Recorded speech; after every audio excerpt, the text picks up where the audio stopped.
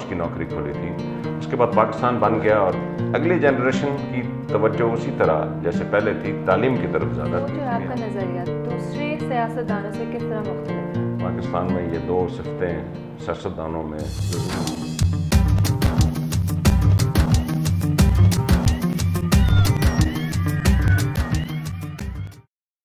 वालेकुम, pakistaneprofiles.com में खुशामदीद। आज मेरे साथ एक ऐसी शख्सियत हैं जो ना सिर्फ एक कामयाब बिजनेसमैन बल्कि उसके साथ साथ एक कामयाब सियासतदान भी हैं, हुमायूं अख्तर ख़ान। आप अपनी रोज़मर्रा ज़िंदगी में ये सारे काम किस तरह मैनेज करते हैं? देखिए, अपने आप को ऑर्गेनाइज करना बहुत ज़रूरी होता है। मैं जिन एरियाज़ में हूँ, सियासतदान और फैमिली के कारोबार हैं, मेरी कोई 9 से 5 तक की नौकरी तो है नहीं, ना मेरा कोई बॉस है। तो मुझे तो अपने आप को खुद ऑर्गेनाइज करना पड़ता है और इस तरीके से कि मेरे लिए या मेरे साथ या मेरे जो भाई हैं वो मैं उनको लीड कर सकूं और मैं उनको सही डायरेक्शन पे डाल सकूं। तो मुनज़्ज़म बहुत होना पड़ता है, ऑर्गेनाइज बहुत होना पड़ता है और मिसाल अच्छी कायम करनी पड़ती है बाकी लोगों के लिए। अच्छा, आप अपनी ज़िंदगी में सबसे ज़्यादा मुतासर किससे हुए हैं अब तक, और उनकी ऐसी क्या बात है जो आप अपने आप में वो डाल? मैं अपने वालिद से बहुत मुतासर हुआ। वो सादा लो इंसान थे और इंतहाई मेहनती और इंसान थे और एक अच्छे फैमिली मैन थे। ऑब्वियसली बतौर पाकिस्तानी मैं कायद आज़म मोहम्मद अली जिन्ना से बहुत मुतासर हूँ। मैं समझता हूँ कि एक शख्स ने सिर्फ इसलिए कि वो बिक नहीं सकता था और उसकी एक विज़न थी, उसने ये हमारे लिए मुल्क बनाया। और मैं मॉडर्न दुनिया में नेल्सन मंडेला से बहुत मुतासर हूँ, इसलिए कि उसने 28 साल जेल काटने के बाद और बेतहाशा नुकसान के बाद, ज़ाती नुकसान के बाद, उसका दिल बहुत बड़ा था और एक टर्म के बाद उसने साउथ अफ्रीका की प्रेसिडेंसी छोड़ दी। तो वो लालची आदमी नहीं था और इस वजह से वो मॉडर्न दुनिया के लीडर्स में लेजेंड के तौर पे उभरा और सारी उम्र रहेगा, क्योंकि वो लालची नहीं था और उसका दिल बहुत बड़ा था। जी, आपने मेंशन किया था कि आपके वालिद का ताल्लुक़ जो है वो आर्मी से था।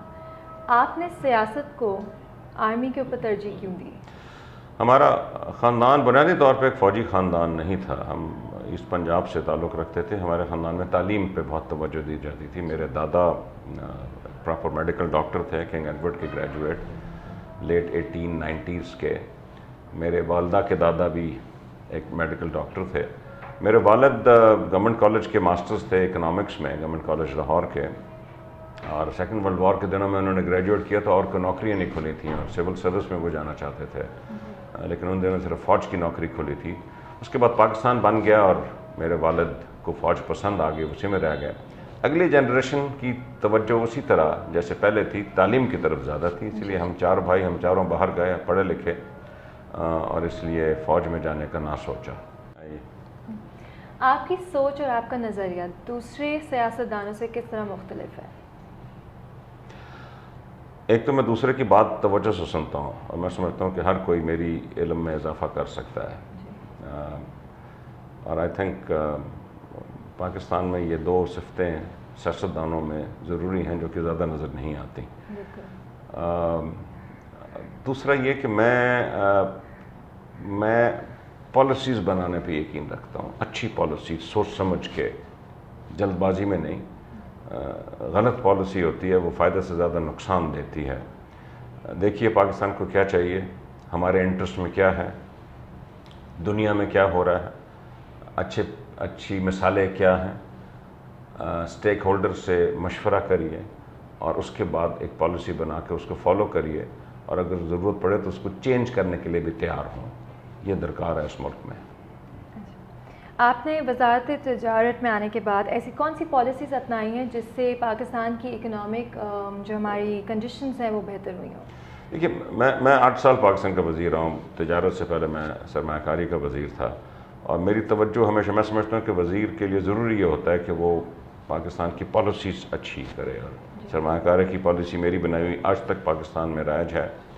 اور ان تجارت میں نے تجارت کے ہر پہلو پہ نئی پالیسی بنائی اور ہر قانون منسٹری آف کامرس سے ریلیٹڈ جو ہے وہ میں نے تبدیل کیا، ہر ادارے کو ریفارم کیا، چاہے وہ ایکسپورٹ پروموشن بیورو تھا جس کو ٹریڈ ڈیولپمنٹ اتھارٹی بنایا گیا، چاہے وہ پبلک کنٹرول انشورنس تھی، اسٹیٹ لائف یا نیشنل انشورنس کے آج کل تو آپ کے بڑے مسائل نظر آتے ہیں۔ میرے زمانے میں یہ جو اس نے 20 بلین روپے کمایا وہ میرے زمانے میں کمایا تھا، کسی نے کبھی نیشنل انشورنس کا نام بھی نہیں سنا تھا۔ تو میں نے اداروں کی ریفارمز، پالیسی ریفارمز، قوانین کے ریفارمز، انشورنس سیکٹر کی نئی پالیسیز، ٹیرفز کی نئی پالیسیز اور بالخصوص ٹریڈ ڈپلومیسی جو WTO یا ریجنل اور bilateral trade agreements, free trade agreements, یہ سارے جو نئی پالیسیز تھیں میرے دور کی شروع کی ہوئی ہیں۔ سر آخری میں آپ کا میسج ہماری پاکستانی عوام کے لیے؟ مایوس نہ ہوں، اس عوام کا سب سے بڑا سرمایہ اس ملک کی عوام ہے، بالخصوص اس ملک کی نوجوان نسل ہے۔ اس میں مجھے بہت پوٹینشل نظر آتا ہے۔ ابھی بھی وقت ہے ہمارے پاس اور ایسے لوگ موجود ہیں جو مل کے اس ملک کو صحیح راستے پہ ڈال سکتے ہیں، اس ملک کے بے شمار مسائل دور کر سکتے ہیں اور اس ملک کو لے کے آگے بڑھ سکتے ہیں۔ Thank you so much sir.